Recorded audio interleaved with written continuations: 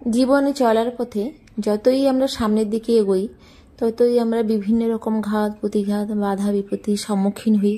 বিভিন্ন অপ্রত্যাশিত ঘটনাকেও মেনে নিতে হয়, যেগুলো মানা যায় না, তাও সব কিছু মেনে উঠে দাঁড়িয়ে আবার সামনের দিকে এগিয়ে যেতে হয়। হয়তো এটাই কালের নিয়ম। হ্যালো সবাইকে, বেশ অনেক দিন পর একটা ভিডিও এডিট করতে বসলাম। এটা কোনো ব্লগ না, এবারে বাড়ি গেছিলাম, বাড়ি থেকে ফেরার সময় একটু ভিডিও নেওয়া, আর সেটাকেই মার্চ করে আমি আজকে এডিট করতে বসছি।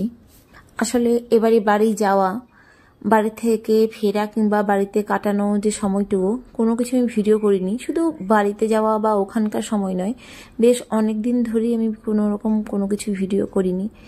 ব্যস্ততা তো থাকেই, তার মধ্যেও সময় বের করে নেওয়া যায়, কিন্তু বেশ কিছুদিন ধরে আমি যে কারণেই বাড়ি গেছিলাম ওই কারণেই মানসিক শারীরিকভাবে অনেকটা দুর্বল হয়েছিলাম, অনেকটা অসুস্থ ছিলাম, তো এই কারণে হয়ে ওঠেনি।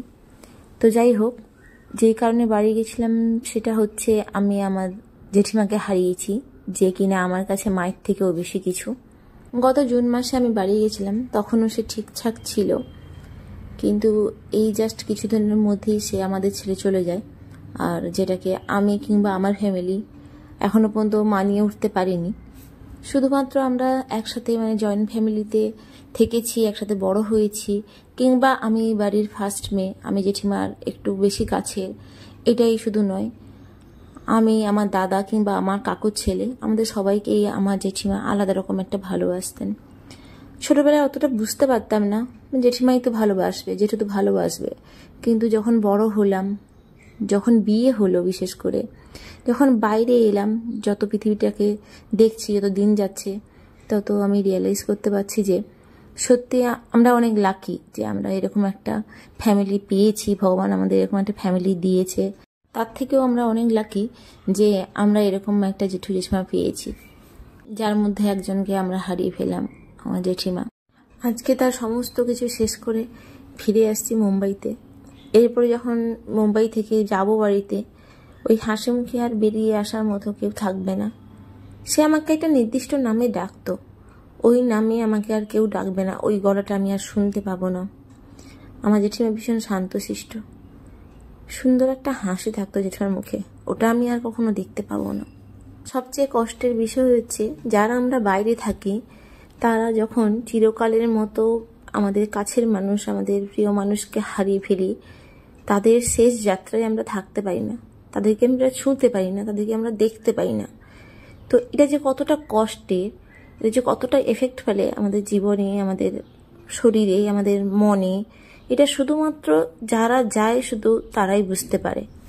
অনেকে অনেক কাছের মানুষ, প্রিয় মানুষ চলে যায়, অনেককেই তখন সান্ত্বনা দেয়, আমিও দিয়েছি অনেককেই, কিন্তু বিশ্বাস করো এই সময়, এই পরিস্থিতিতে কোনো সান্ত্বনা ঠিক কাজে লাগে না। নিজেকেই এই সিচুয়েশনের সাথে মানিয়ে ডিল করে নিজেকেই উঠতে হয়। যাই হোক, চলে তো গেছে, এখন ফিরিয়ে তো আনা যাবে না। যেখানেই থাকুন, যেই অবস্থাতে থাকুন, ভালো থাকুন, শান্তিতে থাকুন। বেশ অনেকবারই ভেবেছি তাকে নিয়ে আর বেশি ভাববো না, তাকে নিয়ে আর কিছু গল্প করব না, তাকে নিয়ে আর কোনো কিছুই করব না, কিন্তু হয়ে ওঠে না। গ্রামের মেয়ে আমি, মা জেঠিমা, বিশেষ করে জেঠিমার কাছাকাছি আমি বড় হয়েছি, বিভিন্ন সাংসারিক যা কিছু শেখা তার কাছ থেকেই শেখা, সবেতেই যেন তার স্মৃতি লেগে আছে। তবে সে চলে যাওয়ার পরে মনে এখন হচ্ছে আমার কত কিছু করার ছিল আমার, যেটা করিনি। শিক্ষাটা সেই আমাকে দিয়েছে, যেহেতু আমি মেয়ে, এবং সেইভাবেই সে আমাকে বড়ও করেছে। ফার্স্ট প্রায়োরিটি কোনটা, সেকেন্ড প্রায়োরিটি কোনটা, সেই আমাকে শিখিয়েছে। তো সেইভাবে আমি হয়তো তাকে টাইমও দেইনি যতটা আমি ভেবেছিলাম, যতটা এখন আমার আফসোস হচ্ছে যে এটা করার ছিল, ওটা করার ছিল। মানুষ থাকতে থাকতে সব কিছু করে নেওয়া উচিত। চলে গেলে হাজারটা ভাবনা এলেও তাকে নিয়ে আর করা যায় না, সেই মানুষটাকে আর খুঁজে পাওয়া যায় না। ভাগ্যক্রমে কিছু ব্লগে আমার জেঠিমা রয়েছে, যার কারণে তাকে আমি দেখতে পাই, সেরকম জীবন্ত হাঁটছে, চলছে, কথা বলছে, তো ওইগুলো দেখেই দিন কাটছে এখন আমার।